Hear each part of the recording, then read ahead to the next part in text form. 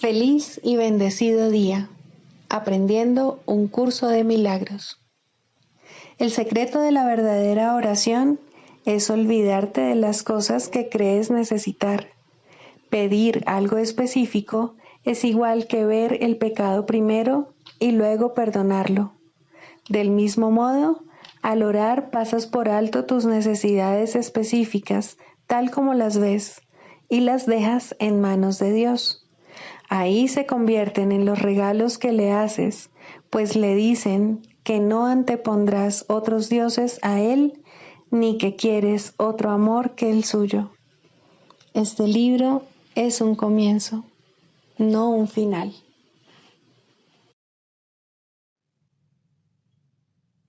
Del prefacio que postula, párrafo 11.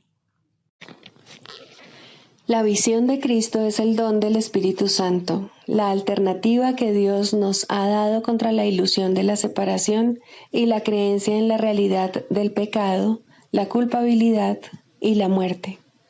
Es la única corrección para todos los errores de percepción, la reconciliación de los aparentes opuestos en los que se basa este mundo. Su benévola luz muestra todas las cosas desde otro punto de vista, reflejando el sistema de pensamiento que resulta del conocimiento y haciendo que el retorno a Dios no solo sea posible, sino inevitable. Lo que antes se consideraba una injusticia que alguien cometió contra otro, se convierte ahora en una petición de ayuda y de unión.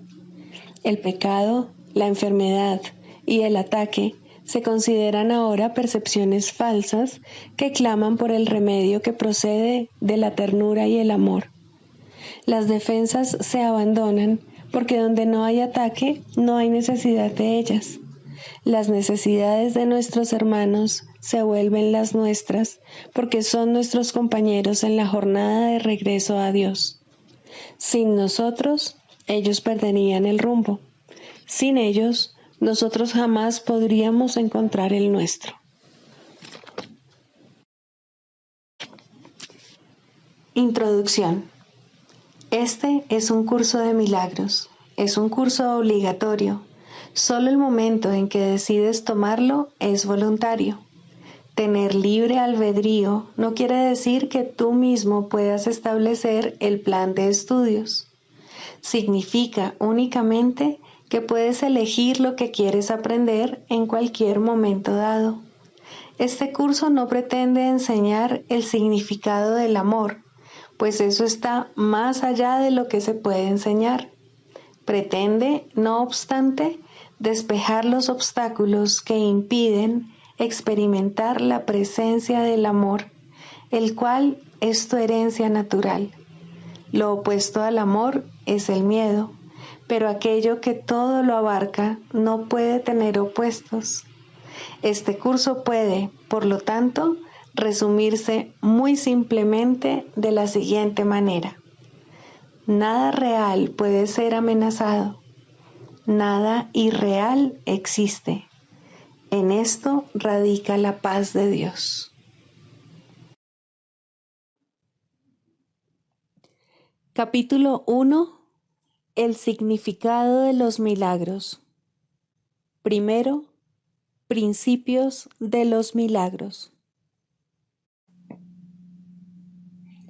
Principio 23. Los milagros reorganizan la percepción y colocan todos los niveles en su debida perspectiva. Esto cura, ya que toda enfermedad es el resultado de una confusión de niveles.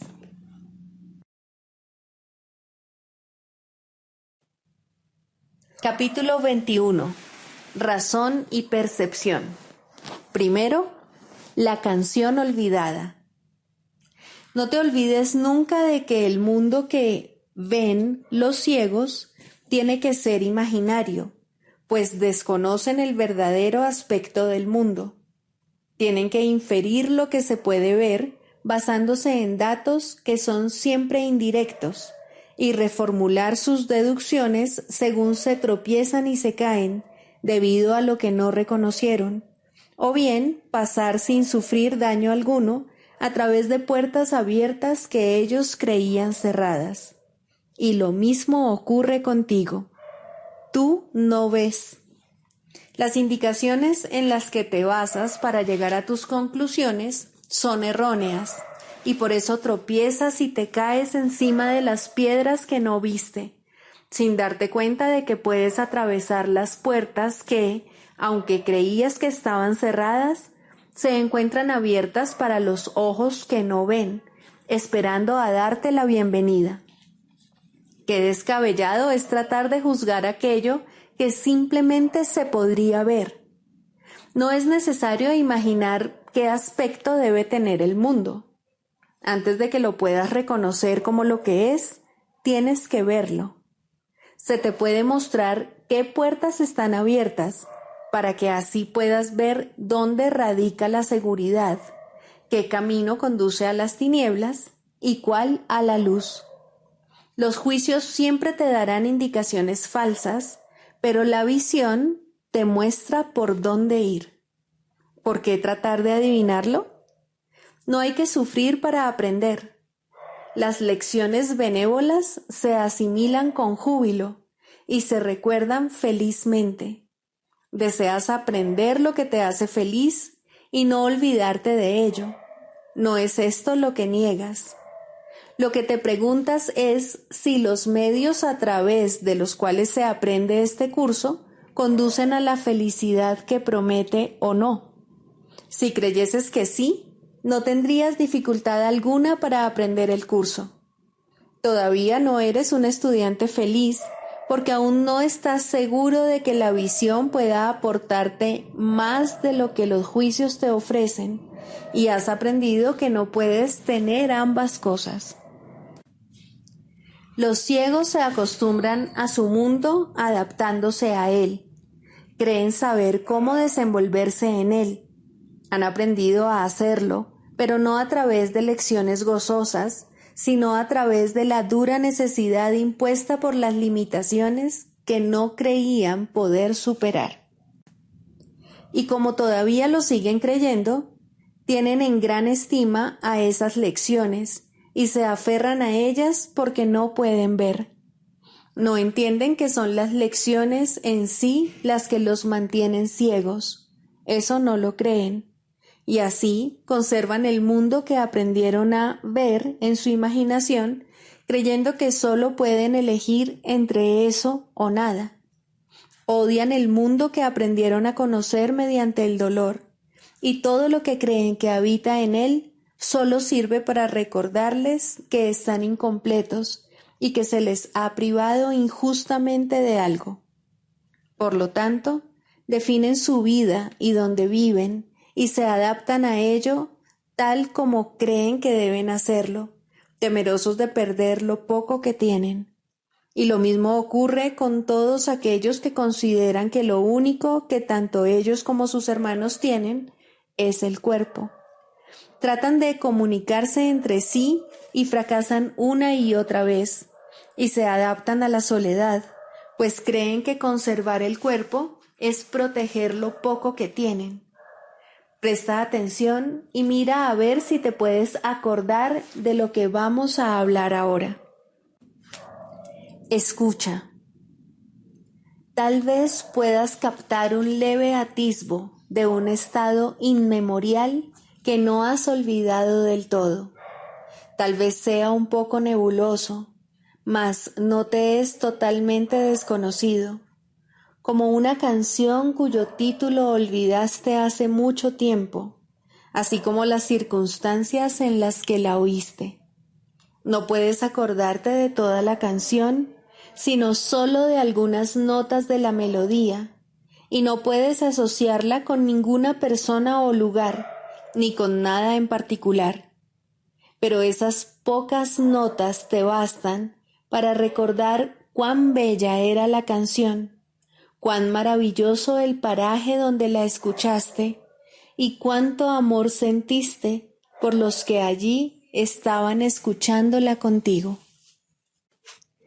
Las notas no son nada, sin embargo, las has conservado, no por ellas mismas, sino como un dulce recordatorio de lo que te haría llorar si recordases cuán querido era para ti.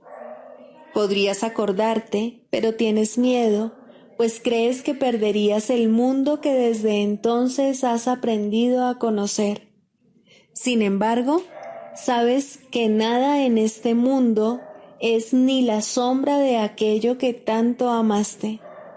Escucha y mira a ver si te acuerdas de una canción muy vieja que sabías hace mucho tiempo y que te era más preciada que cualquier otra melodía que te hayas enseñado a ti mismo desde entonces. Más allá del cuerpo, del sol y de las estrellas, más allá de todo lo que ves y, sin embargo, en cierta forma familiar para ti, hay un arco de luz dorada que al contemplarlo se extiende hasta volverse un círculo enorme y luminoso. El círculo se llena de luz ante tus ojos, sus bordes desaparecen y lo que había dentro deja de estar contenido. La luz se expande y envuelve todo, extendiéndose hasta el infinito y brillando eternamente sin interrupciones ni límites de ninguna clase. Dentro de ella todo está unido en una continuidad perfecta. Es imposible imaginar que pueda haber algo que no esté dentro de ella, pues no hay lugar del que esta luz esté ausente. Esta es la visión del Hijo de Dios, a quien conoces bien. He aquí lo que ve el que conoce a su Padre. He aquí el recuerdo de lo que eres, una parte de ello que contiene todo ello dentro de sí y que está tan inequívocamente unida a todo como todo está unido en ti. Acepta la visión que te puede mostrar esto y no el cuerpo. Te sabes esa vieja canción y te la sabes muy bien. Nada te será jamás tan querido como este himno inmemorial del amor que el Hijo de Dios todavía le canta a su Padre. Y ahora los ciegos pueden ver, pues esa misma canción que entonan en honor de su Creador los alaba a ellos también.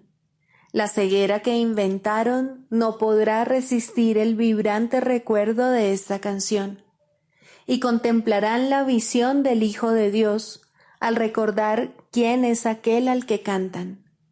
¿Qué es un milagro sino este recordar? ¿Y hay alguien en quien no se encuentre esta memoria?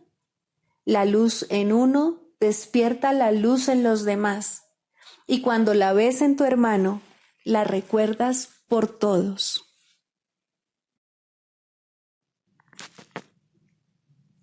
Libro de ejercicios, lección 36. Mi santidad envuelve todo lo que veo. La idea de hoy extiende la idea de ayer del que percibe a lo percibido.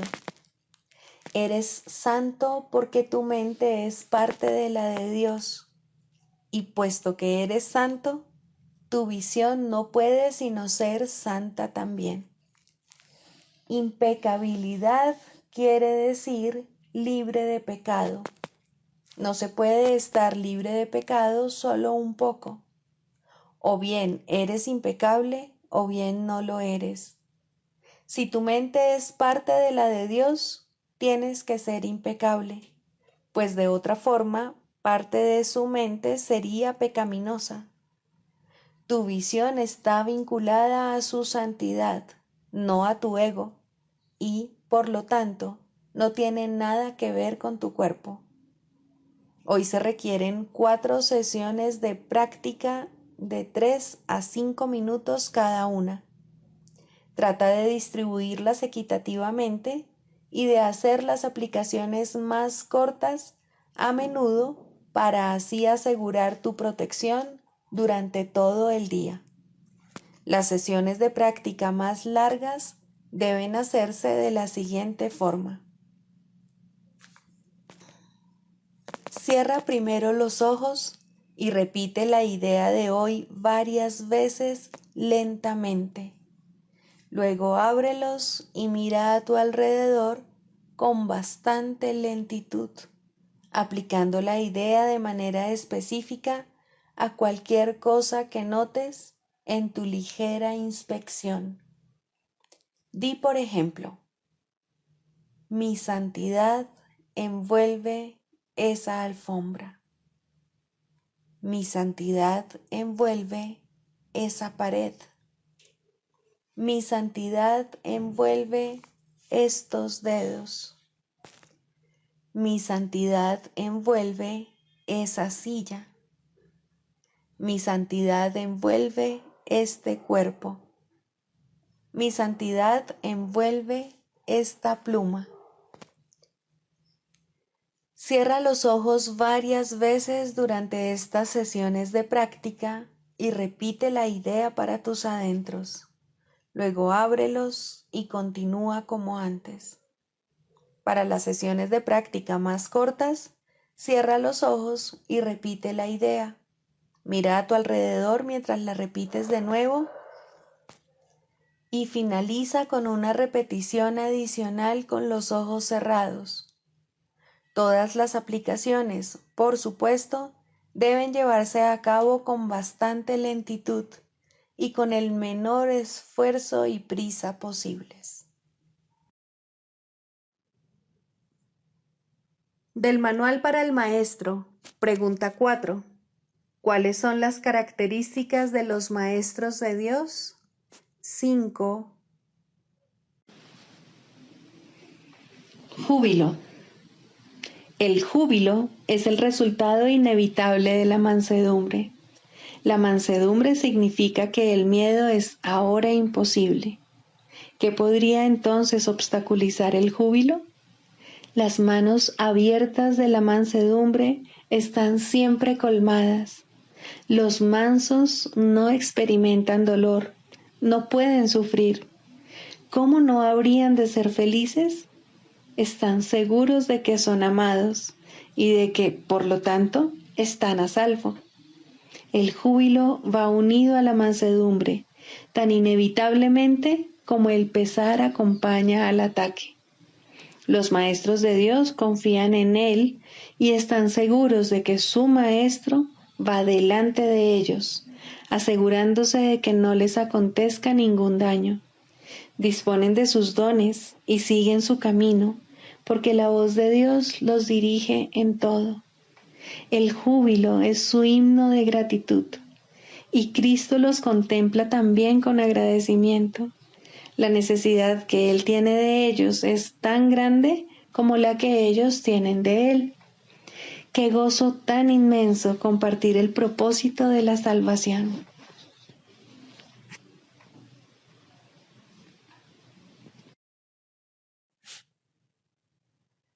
Manual para el Maestro. Pregunta 5. ¿Cómo se logra la curación? Para que la curación pueda tener lugar, es necesario que se entienda el propósito de la ilusión de la enfermedad. Sin ese entendimiento, la curación es imposible. Primero, el propósito de la enfermedad. La curación se logra en el instante en que el enfermo deja de atribuirle valor al dolor. ¿Quién elegiría sufrir a menos que pensase que con ello podría ganar algo y algo que tiene valor para él? Indudablemente cree que está pagando un precio módico por algo de mayor valor, pues la enfermedad es una elección, una decisión. Es la elección de la debilidad procedente de la equivocada convicción de que es fuerza. Cuando esto ocurre, se ve a la verdadera fuerza como una amenaza y a la salud como algo peligroso. La enfermedad es un método concebido en la locura para sentar al Hijo de Dios en el trono de su Padre. A Dios se le ve como algo externo, poderoso y feroz, ansioso por quedarse con todo el poder para sí mismo. Solo con su muerte puede su Hijo conquistarle. ¿Y qué representa la curación dentro de esta loca convicción? Simboliza la derrota del Hijo de Dios y el triunfo de su Padre sobre él. Representa el desafío supremo, en forma directa, que el Hijo se ve forzado a aceptar. Representa todo lo que él se ocultaría a sí mismo para proteger su vida. Si se cura, él es responsable de sus pensamientos, y si es responsable de sus pensamientos, será destruido a fin de demostrarle cuán débil y miserable era. Mas, si él mismo elige la muerte, su debilidad se convierte en su fuerza. Ahora se ha impuesto a sí mismo lo que Dios le habría impuesto, y de esta forma ha usurpado completamente el trono de su Creador. Segundo, un cambio de percepción. La curación es directamente proporcional al grado de reconocimiento alcanzado con respecto a la falta de valor de la enfermedad. Solo con decir, con esto no gano nada, uno se curaría. Pero antes de uno poder decir esto, es preciso reconocer ciertos hechos. En primer lugar, resulta obvio que las decisiones son algo propio de la mente, no del cuerpo. Si la enfermedad no es más que un enfoque defectuoso de solventar problemas, tiene que ser entonces una decisión. Y si es una decisión, es la mente y no el cuerpo la que la toma. La resistencia a reconocer este hecho es enorme, ya que la existencia del mundo tal como lo percibes depende de que sea el cuerpo el que toma las decisiones. Términos tales como instintos, reflejos y otros similares representan intentos de dotar al cuerpo con motivadores no mentales. En realidad, tales términos no hacen más que enunciar o describir el problema, pero no lo resuelven. La base fundamental de la curación es la aceptación del hecho de que la enfermedad es una decisión que la mente ha tomado a fin de lograr un propósito para el cual se vale del cuerpo. Y esto es cierto con respecto a cualquier clase de curación. El paciente que acepta esto se recupera. Si se decide en contra de la recuperación, no sanará. ¿Quién es el médico entonces? La mente del propio paciente. El resultado acabará siendo el que él decida. Agentes especiales parecen atenderle, sin embargo, no hacen otra cosa que dar forma a su elección. Los escoge con vistas a darle forma tangible a sus deseos, y eso es lo único que hacen. En realidad, no son necesarios en absoluto. El paciente podría sencillamente levantarse sin su ayuda y decir, no tengo ninguna necesidad de esto. No hay ninguna forma de enfermedad que no se curase de inmediato. ¿Qué es lo único que se necesita para que este cambio de percepción tenga lugar? Simplemente esto, el reconocimiento de que la enfermedad es algo propio de la mente y de que no tiene nada que ver con el cuerpo. ¿Qué te cuesta este reconocimiento? Te cuesta el mundo que ves, pues ya nunca más te parecerá que es el mundo el que gobierna a la mente. Con este reconocimiento se le atribuye la responsabilidad a quien verdaderamente la tiene, no al mundo, sino a aquel que contempla el mundo y lo ve como no es, pues ve únicamente lo que elige ver, ni más ni menos. El mundo no le hace nada, pero él pensaba que le hacía algo. Él tampoco le hace nada al mundo, ya que estaba equivocado con respecto a lo que el mundo era. En esto radica tu liberación de la culpabilidad y de la enfermedad, pues ambas son una misma cosa. Sin embargo, para aceptar esta liberación, la insignificancia del cuerpo tiene que ser una idea aceptable. Con esta idea, el dolor desaparece para siempre. Pero con esta idea desaparece también cualquier confusión acerca de la creación. ¿Cómo podría ser de otra manera?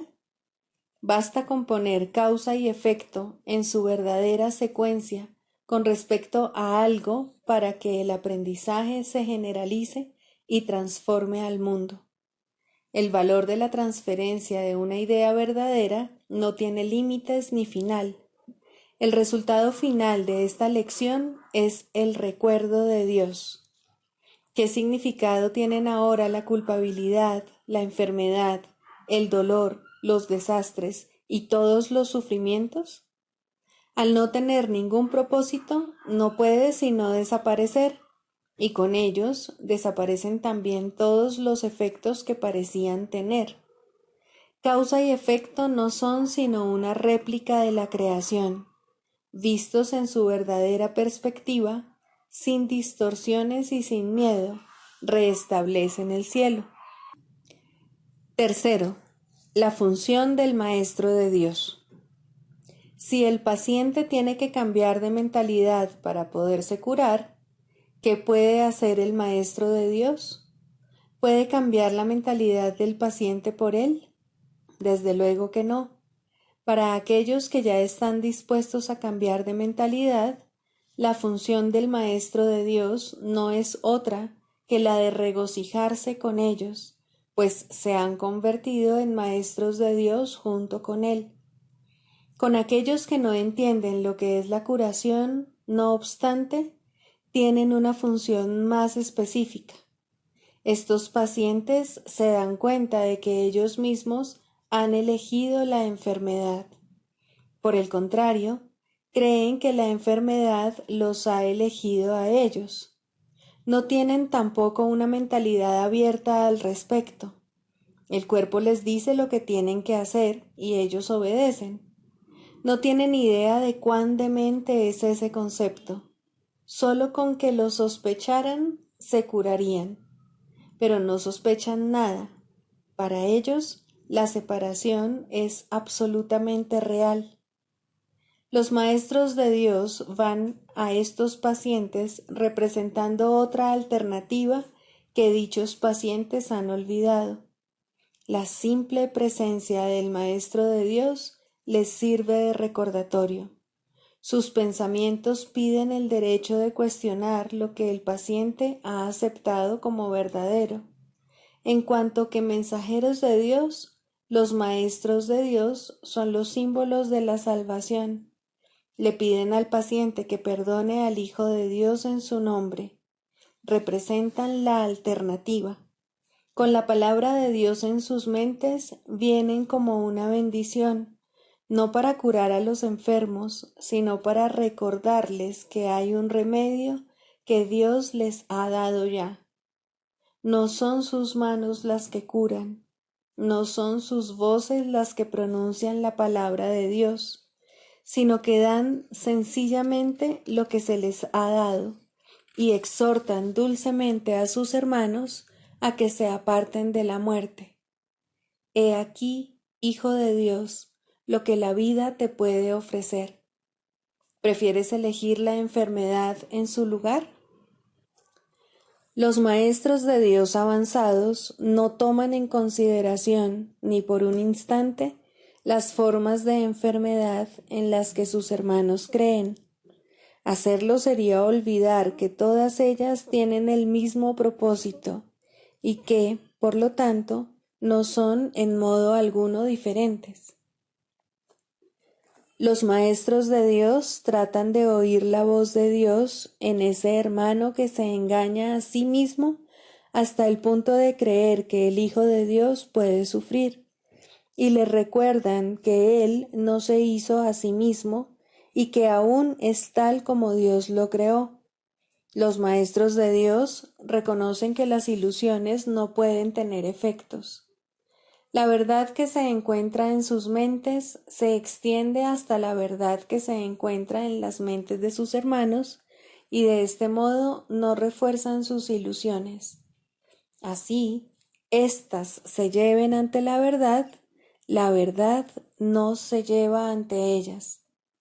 Y de esta manera se disipan. no por medio de la voluntad de otro, sino por medio de la única voluntad que existe en unión consigo misma. Esta es la función de los maestros de Dios, no ver voluntad alguna separada de la suya, ni la suya separada de la de Dios. Clarificación de términos. Mente, espíritu. El término mente se utiliza para representar el principio activo del espíritu, el cual le suministra a éste su energía creativa. Cuando el término va con mayúscula, se refiere a Dios o a Cristo, es decir, a la mente de Dios o a la mente de Cristo. El espíritu es el pensamiento de Dios que Él creó semejante a sí mismo. El espíritu unificado es el único Hijo de Dios o Cristo. En este mundo, puesto que la mente está dividida, los hijos de Dios parecen estar separados. Sus mentes, asimismo, no parecen estar unidas. En ese estado ilusorio, el concepto de una mente individual parece tener sentido. En el curso, por lo tanto, se describe a la mente como si consistiera de dos partes, el espíritu y el ego. El espíritu es la parte que aún se mantiene en contacto con Dios a través del Espíritu Santo, quien, aunque mora en esa parte, también ve la otra.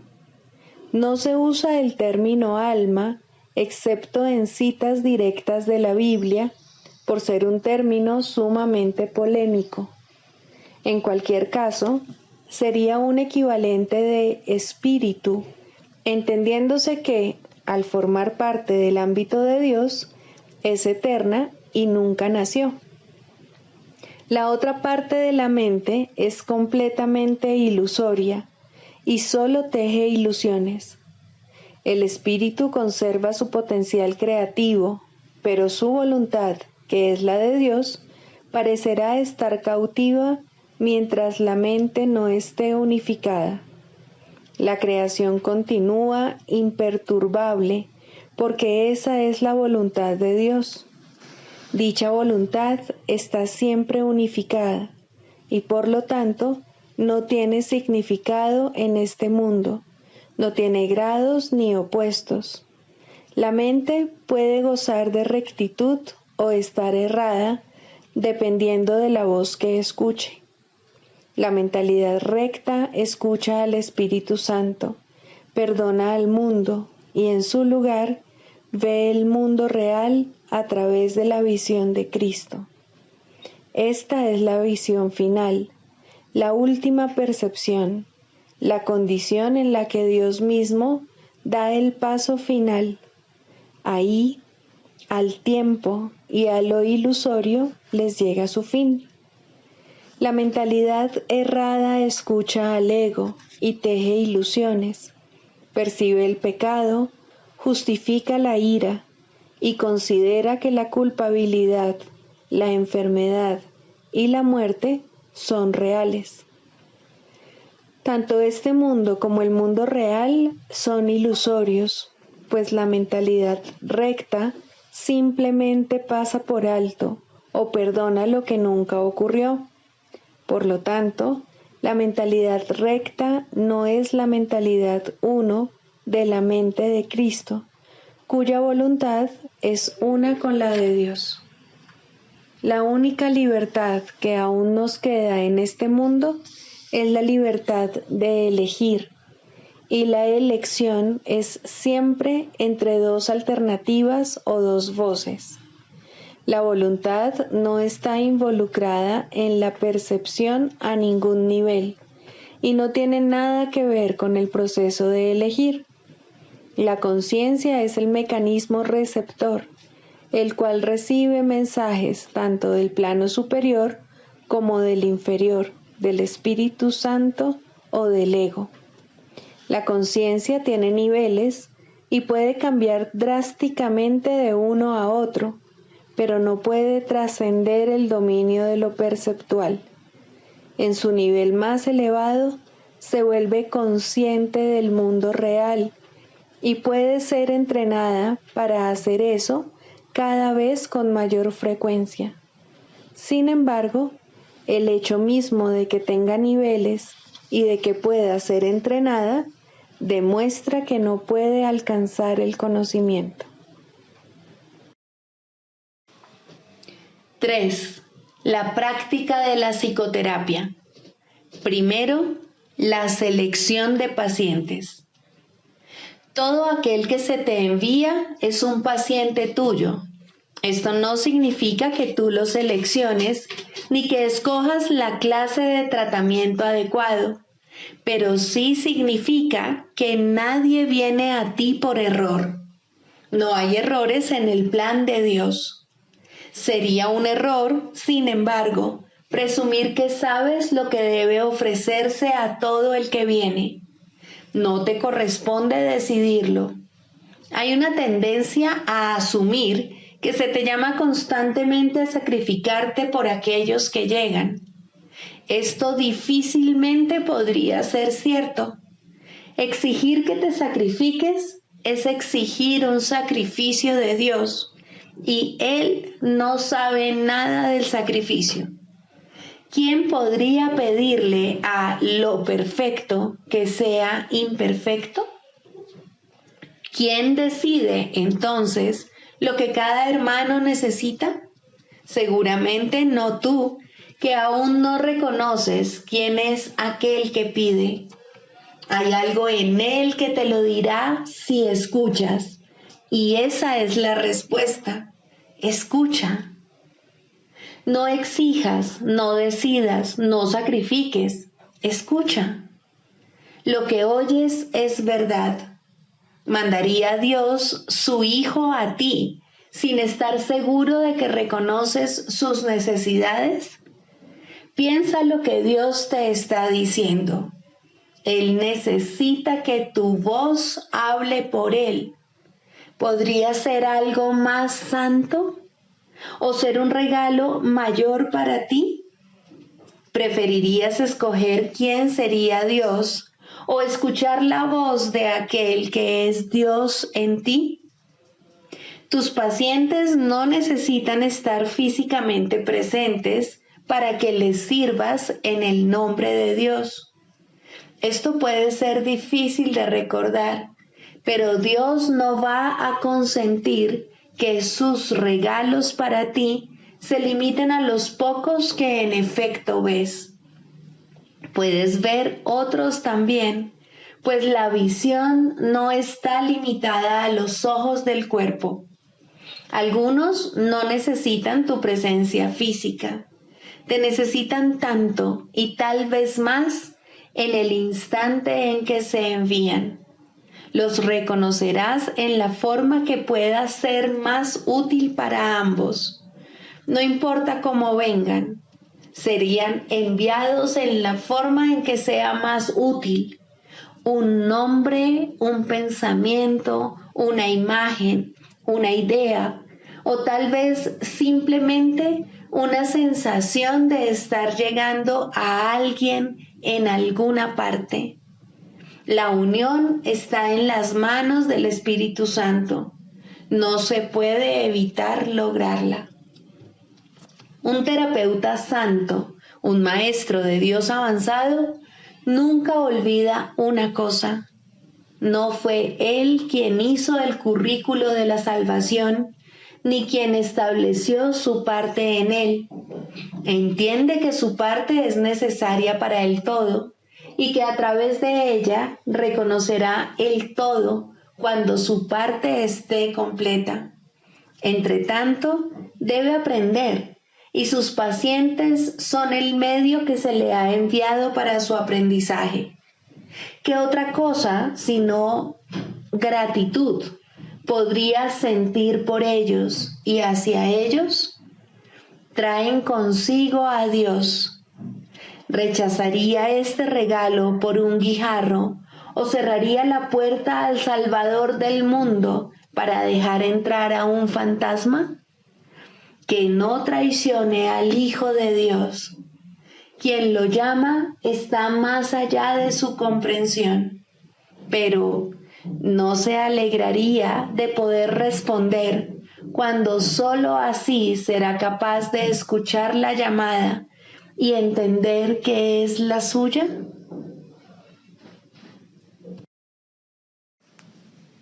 El canto de la oración. Segundo, la falsa curación en contraposición a la verdadera. La falsa curación no es más que un mísero intercambio de una ilusión por otra más agradable, de un sueño de enfermedad por uno de salud. Esto puede ocurrir en los primeros niveles de oración en combinación con un perdón bien intencionado, pero aún no comprendido del todo. Solo la falsa curación puede dar lugar al miedo, de tal manera que la enfermedad es libre para arremeter de nuevo. La falsa curación puede, en efecto, eliminar ciertas formas de dolor y enfermedad, pero la causa sigue ahí y no dejará de producir efectos. La causa sigue siendo el deseo de morir y de vencer a Cristo. Y con este deseo, la muerte es segura, pues a la oración se le da respuesta. No obstante, hay una clase de muerte aparente que tiene otra fuente. No es el resultado de pensamientos hirientes ni de una furia desenfrenada contra el universo. Significa simplemente que la utilidad del funcionamiento del cuerpo ha concluido, de manera que se elige abandonarlo en forma similar a como uno se desprende de una vestimenta desgastada. Esto es lo que debiera ser la muerte, una elección tranquila que se lleva a cabo felizmente y con una sensación de paz, pues el cuerpo se ha usado con bondad para ayudar al Hijo de Dios en el camino que lo lleva a su Padre. Le damos las gracias al cuerpo por el servicio que nos ha prestado, pero nos sentimos agradecidos también de que ya no haya necesidad de seguir transitando por el mundo de las limitaciones, ni de alcanzar al Cristo en formas borrosas y, a lo sumo, poder verlo claramente en amorosos destellos. Ahora podemos contemplarle sin velos, en la luz que hemos aprendido a ver nuevamente. Llamamos a esto muerte, pero es libertad. No se presenta en formas que parecen imponerse con dolor a una carne renuente, sino como una dulce bienvenida a la liberación. Si ha habido verdadera curación, esta puede ser la forma en que la muerte llegue cuando sea el momento de descansar por un rato de la labor gustosamente realizada y gustosamente concluida. Ahora nos dirigimos en paz a una atmósfera más despejada y a climas más suaves, donde no es difícil ver que los regalos que dimos nos fueron salvaguardados. Cristo nos resulta más claro ahora. Su visión es más sostenida en nosotros. Su voz, la palabra de Dios, más claramente nuestra. Este sereno pasar de un nivel de oración más elevado a un tierno perdón de las cosas del mundo solo puede recibirse con agradecimiento. Pero primero, la verdadera curación tiene que haber bendecido a la mente con amoroso perdón por los pecados con los que soñó e impuso sobre el mundo. Ahora sus sueños se desvanecen en un tranquilo descanso. Ahora su perdón viene a sanar el mundo y está lista para partir en paz, pues la jornada ha llegado a su fin y las lecciones se han aprendido. Eso no es muerte de acuerdo con el pensar del mundo, pues la muerte es cruel ante sus atemorizados ojos y se manifiesta en forma de castigo por el pecado. ¿Cómo podría entonces ser una bendición? ¿Y cómo puede dársele la bienvenida cuando se le debe temer? ¿Qué curación ha tenido lugar en semejante visión de lo que no es, sino la apertura del portal a un nivel de oración más elevado y a la dispensación de una amorosa justicia? La muerte es una recompensa, no un castigo, pero este punto de vista solo puede proceder de una curación que el mundo no puede concebir. No hay tal cosa como una curación parcial. Lo que solo intercambia ilusiones no ha hecho nada. Lo que es falso no puede ser parcialmente cierto. Si has sanado, tu curación es total. El perdón es el único regalo que puedes dar y el único que puedes recibir. La falsa curación se basa en la sanación del cuerpo, pero deja la causa de la enfermedad intacta, lista para arremeter de nuevo hasta que, en aparente victoria, provoca una muerte cruel. Se puede mantener a raya por algún tiempo y puede haber un breve respiro mientras aguarda para descargar su venganza contra el Hijo de Dios. Mas no se puede superar hasta que toda la fe que se había depositado en ella se deje de lado y se ponga en cambio en el sustituto que Dios ha provisto para los sueños malvados, un mundo en el que no hay un velo de pecado que lo mantenga en las tinieblas y desconsolado. Por fin las puertas del cielo se abren de par en par y el Hijo de Dios es libre para entrar al hogar que está listo para darle la bienvenida y que fue preparado antes que el tiempo fuese y que aún continúa esperando por él.